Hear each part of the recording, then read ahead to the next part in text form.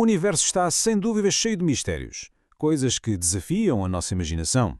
Mas e se um dos maiores mistérios não fosse bem uma coisa, mas sim um alguém? É isso que vamos explorar hoje. Vamos mergulhar no nosso material de referência para tentar perceber o perfil de uma das entidades mais enigmáticas de todo o cosmos, o Espírito Infinito. Então por onde é que começamos? Talvez com uma pergunta que nos leva diretamente à origem de tudo isto. O que é que acontece quando dois seres infinitos se unem? A resposta, como vamos ver, é, no mínimo, surpreendente. A nossa fonte descreve este momento com um certo suspenso. Diz-nos que, quando o Pai Universal e o Filho Eterno se uniram para um propósito em comum, algo completamente inesperado aconteceu. Nas palavras exatas do texto, aconteceu uma coisa estranha. E que evento estranho e imprevisto foi este? Foi nada mais nada menos que o nascimento de um ser cósmico totalmente novo. A união do Pai e do Filho não criou apenas uma parceria, deu origem a uma personalidade, uma nova realidade com consciência própria. E foi assim que surgiu o agente conjunto, a entidade que conhecemos como o Espírito Infinito. Este ser define-se por três características absolutamente impressionantes: um espírito ilimitado, uma mente que é absoluta e um poder único sobre toda a energia do cosmos. Certo, mas então, qual é o seu propósito? O Espírito Infinito não é apenas uma consequência passiva dessa união. Pelo contrário, é uma força ativa. É o grande coordenador universal, a entidade que une e harmoniza todos os diferentes aspectos da realidade. E para se perceber a sua natureza, basta olhar para os vários nomes que lhe são dados. Cada um revela uma faceta diferente. Como agente conjunto, é o braço executivo da parceria pai-filho. Como mente absoluta, é fonte de toda a consciência.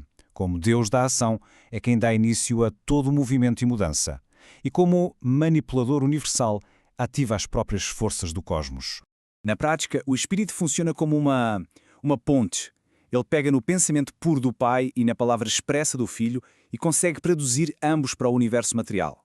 É o grande mediador que liga o plano divino à nossa realidade física. E essa ligação com a realidade física leva-nos a um dos seus domínios mais fascinantes, o seu domínio total sobre a energia. Mas aqui há uma distinção muito importante a fazer, que a nossa fonte sublinha. O Espírito não cria nem destrói energia. Em vez disso, ele manipula. É como um maestro numa orquestra. Não cria os violinos nem a partitura, mas é quem coordena tudo para criar a sinfonia. É essa a sua relação com a energia cósmica. E de todos os seus poderes, há um que se destaca por ser verdadeiramente espantoso.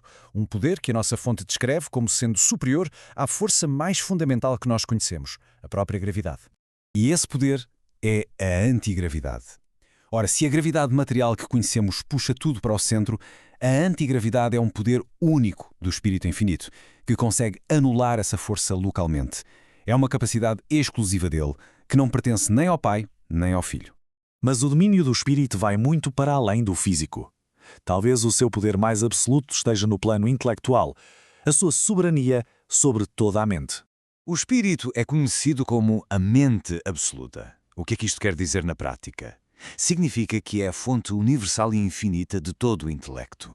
Cada pensamento, cada consciência, em qualquer canto do cosmos, tem a sua origem, de uma forma ou de outra, nesta entidade. E a mente parece fluir através do cosmos quase como uma cascata. Começa com o Espírito Infinito, a fonte de tudo. A partir daí, é distribuída por entidades chamadas 7 Espíritos Mestres para os superuniversos. Depois, os espíritos criativos levam-na aos universos locais, até que, finalmente, porções dela chegam a seres como nós, funcionando como circuitos individuais da mente cósmica. E isto, claro, levanta uma questão fascinante. Se a nossa mente vem de uma fonte divina, isso significa que as nossas mentes são divinas? Bom, de acordo com o material que estamos a analisar, a resposta é ainda não. Embora a origem seja divina, as mentes mortais são consideradas imaturas e em evolução. Ainda há caminho de alcançar essa dignidade.